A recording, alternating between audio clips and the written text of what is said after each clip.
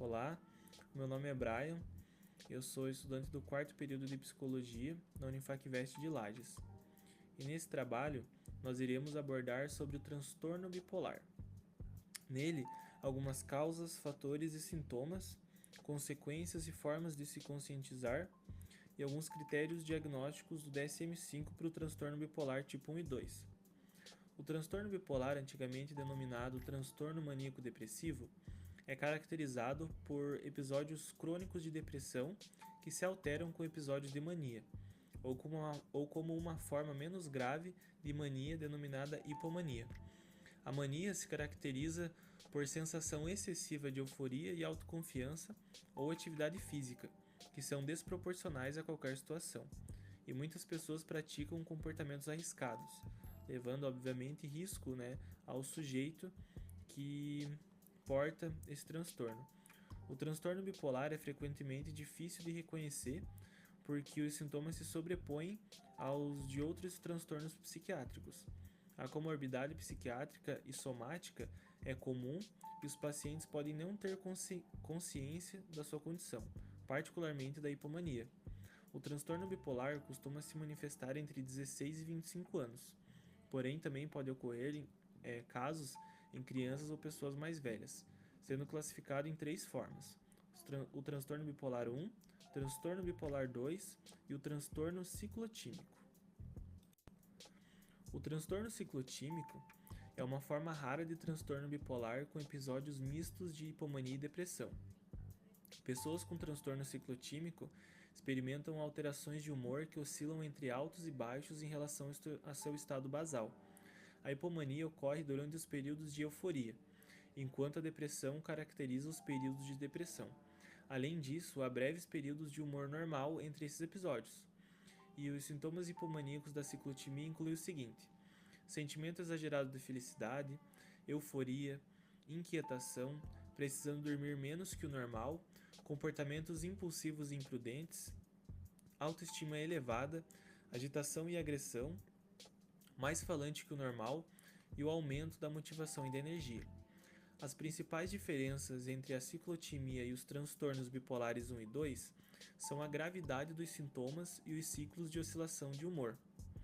As oscilações de humor em pessoas com transtorno bipolar 1 e 2 duram dias ou até semanas. No entanto, aqueles com a ciclotimia, as mudanças de humor são muito mais rápidas, às vezes passando de baixo para alto em um único dia. Critérios diagnósticos do DSM-5 para o transtorno bipolar 1. Para o diagnóstico de transtorno bipolar tipo 1, é necessário atender aos seguintes critérios para um episódio maníaco. O episódio maníaco pode ter sido percebido e pode ser seguido por episódios hipomaníacos ou depressivos maiores. Episódios hipomaníacos ou depressivos maiores não são requisitos para o diagnóstico. Um episódio maníaco é definido como um período distinto de humor persistentemente elevado ou irritável, com aumento da atividade ou energia que dura pelo menos 7 dias consecutivos ou requer hospitalização. A presença de 3 ou mais dos seguintes critérios é necessária para caracterizar um episódio maníaco. Se o humor for irritável, pelo menos 4 dos seguintes critérios devem estar presentes: autoestima inflada ou grandiosidade, diminuição da necessidade de sono, uma compulsão por falar sem parar ou por ser mais falante do que o normal, fuga de ideias ou pensamentos acelerados, alta capacidade de distração, aumento da atividade direcionada a objetos, socialmente, no trabalho ou na escola ou sexualmente, ou agitação psicomotora, atividade não direcionada a objetos, envolvimento excessivo em atividades com alto potencial para consequências negativas, como compras desenfreadas, indiscrições sexuais ou investimentos comerciais imprudentes.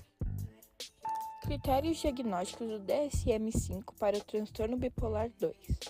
Para o diagnóstico do transtorno bipolar tipo 2, é necessário ter preenchido os critérios para pelo menos um episódio hipomaníaco atual ou passado e um episódio depressivo maior sem episódio maníaco. O episódio hipomaníaco é definido como um período distinto de humor persistentemente elevado ou irritável, com aumento de atividade ou energia que dura pelo menos 4 dias consecutivos. A presença de 3 ou mais dos seguintes critérios é necessário para que seja considerado um episódio hipomaníaco. Se o humor for irritável, pelo menos 4 dos seguintes critérios devem estar presentes: autoestima inflada ou grandiosidade, diminuição da necessidade de sono, uma compulsão por falar sem parar ou por ser mais falante do que o normal, fuga de ideias ou pensamentos acelerados, alta capacidade de distração, aumento da atividade direcionada a objetos, socialmente no trabalho ou na escola, ou sexualmente, ou agitação psicomotora, atividade não direcionada a objetos, ou envolvimento excessivo em atividades com alto potencial para consequências negativas, como compras desenfreadas, indiscrições sexuais ou investimentos comerciais imprudentes. Olá, meu nome é Crislaine Xavier Chaves e eu sou acadêmica da Unifacvest. Hoje estarei falando sobre as causas, sintomas e os episódios do transtorno bipolar. A causa exata do transtorno bipolar é desconhecida. Acredita-se que a hereditariedade não esteja ligada ao desenvolvimento desse transtorno. Porém, de 10 a 20% dos casos, os filhos de pessoas com transtornos também o desenvolvem. Além disso, é possível que determinadas substâncias produzidas pelo organismo, tais como os neurotransmissores, para quem não sabe, neurotransmissores são substâncias que as células nervosas usam para se comunicar. Continuando, tais como os neurotransmissores, noradrenalina e a serotonina, não estejam normalmente reguladas em pessoas com transtorno bipolar. O transtorno bipolar começa algumas vezes após um evento estressante, ou esse evento dá início a outro episódio. Entretanto, nenhuma relação de causa e efeito já foi comprovada. A pessoa com transtorno bipolar pode tentar cometer ou consumar o suicídio. Ela tem uma propensão de no mínimo 15 vezes maior de consumar o suicídio que a população geral. Agora, iremos falar sobre os sintomas. No transtorno bipolar, os episódios e sintomas se alternam com períodos virtualmente sem sintomas, conhecidos como remissões. Os episódios duram desde poucas semanas até 3 a 6 meses. Ciclos, que seria o tempo que decorre desde o início do episódio até o próximo. Esses ciclos variam bastante de duração. Algumas pessoas não têm episódios frequentes, possivelmente só poucas vezes na vida, embora outras tenham 4 ou mais episódios a cada ano, que é conhecido como ciclo rápido. Apesar dessa grande variação, o tempo do ciclo para cada pessoa é relativamente consistente. Os sintomas maníacos do transtorno bipolar podem ocorrer por outros motivos, tais como doença causada por níveis elevados de hormônio tireoidiano, que seria o hipertireoidismo. Além disso, os episódios maníacos podem ser causados ou desencadeados por medicamentos, tais como os corticoides, ou até mesmo os entorpecentes, como a cocaína e as anfetaminas. Os episódios consistem em depressão, mania ou mania menos grave, conhecida como hipomania. Apenas poucas pessoas alternam entre mania e depressão durante cada ciclo. Na maioria, um ou outro predomina até certa medida. Agora, iremos conhecer sobre os 3 tipos de episódios. Primeiramente, o episódio depressivo. Pessoas com transtorno bipolar vivenciam depressão grave ou apresentam baixa energia por vários dias ou semanas. Isso é conhecido como episódio depressivo. Outros sintomas incluem dormir demais ou de menos, a preocupação excessiva, esquecimento, a sensação de tristeza ou vazio. Em episódios graves, podem surgir pensamentos ou comportamentos suicidas. Os pacientes também podem apresentar sintomas psicóticos, como os delírios. Agora o episódio de mania. Os episódios de mania não tratados terminam de forma mais brusca do que o depressão e costumam ser mais curtos, durante desde poucas semanas a vários meses. A pessoa com mania se sente exuberante, notavelmente cheia de energia e eufórica ou até mesmo irritada. Ela também pode dormir apenas algumas horas e falar mais que o normal. Os pensamentos ficam acelerados, a pessoa se distrai com facilidade e muda constantemente de assunto ou objetivo para o outro. Ela participa de atividades, como atividades de negócios, jogo, comportamento sexual de risco, uma após o outro, sem pensar nas consequências, como a perda de dinheiro ou lesões. Contudo, a pessoa geralmente pensa que está no seu melhor estado mental. A psicose maníaca é uma forma extrema da mania. A pessoa tem sintomas psicóticos parecidos com aqueles presentes na esquizofrenia. A hipomania não é tão grave como a mania. A pessoa se sente alegre, necessita pouco de sono e é mental e fisicamente ativa. Terceiro episódio, que seria os episódios mistos. Quando a depressão e a mania, ou até mesmo a hipomania, ocorrem em um único episódio, a pessoa pode ficar momentaneamente triste em meio à euforia, ou é possível que os pensamentos começam a ficar acelerados em meio à depressão. Muitas vezes a pessoa vai para a cama deprimida, acorda cedo no dia seguinte e se sente eufórica e cheia de energia. O risco de suicídio durante esses episódios mistos é particularmente alto. Oi, meu nome é Eduarda Rodrigues da Luz e eu vou falar as consequências e impactos do transtorno bipolar. O transtorno bipolar tem consequências sérias, como instabilidade emocional intensa, dificuldades nos relacionamentos e problemas profissionais, além de um risco aumentado de suicídio e problemas de saúde física. O impacto na vida é significativo, pois as oscilações extremas de humor podem levar a dificuldades financeiras, acadêmicas e perdas de emprego. O cérebro é sobrecarregado e sem tratamento, levando a perda de funções importantes. Consequências na vida pessoal e profissional. Dificuldades nos relacionamentos. Oscilações de humor e comportamento impulsivos podem gerar conflitos e isolamento social. Problemas profissionais e acadêmicos. Dificuldades de concentração, desânimo e episódios maníacos podem levar à perda de emprego e dificuldades para concluir os estudos. Instabilidade financeira. Episódios maníacos podem levar a gastos impulsivos e compulsivos, gerando problemas financeiros graves. Consequências na saúde. Saúde mental. Sem tratamento, os sintomas podem piorar, aumentando o risco de suicídio, que é significativamente maior para pessoas com transtorno bipolar não tratado. Saúde física. O transtorno bipolar pode estar associado a comorbidades mentais e físicas, como problemas cardiovasculares, e o estresse crônico também pode prejudicar a saúde física. Cérebro. A falta de tratamento sobrecarrega o cérebro, podendo levar à perda de funções importantes. A instabilidade pode ser tão intensa que a pessoa pode precisar de internação psiquiátrica.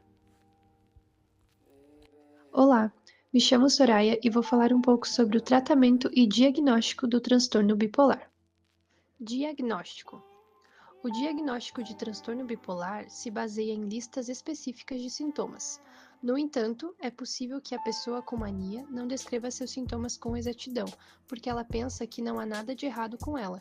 Então, o médico frequentemente busca informações com os membros da família. A pessoa e seus familiares podem usar um questionário curto para ajudá-los a avaliar o risco de transtorno bipolar. O médico também pergunta à pessoa se ela tem pensamentos suicidas. Verifica os medicamentos sendo tomados para saber se algum pode ter contribuído para os sintomas. O médico também procura sinais de outros problemas de saúde geral que podem estar contribuindo para os sintomas. Por exemplo, é possível que ele faça exames de sangue quanto à presença de hipertireoidismo e exames de sangue e de urina para detectar o uso de entorpecentes. O médico determina se a pessoa está passando por um episódio de mania ou de depressão com o objetivo de receitar o tratamento adequado. Tratamento. Na mania ou depressão grave, a hospitalização é em geral necessária. Mesmo quando a mania é menos grave, talvez seja necessário internar a pessoa no hospital se ela tiver comportamento suicida, tentar ferir a si própria ou a outros, não conseguir cuidar de si mesma ou tiver outros problemas sérios, por exemplo, o transtorno por uso de álcool ou outros transtornos por uso de substâncias. A maioria das pessoas com hipomania podem ser tratadas sem internações. É mais difícil tratar pessoas com um ciclo rápido. Sem tratamento, o transtorno bipolar é recorrente em quase todas as pessoas.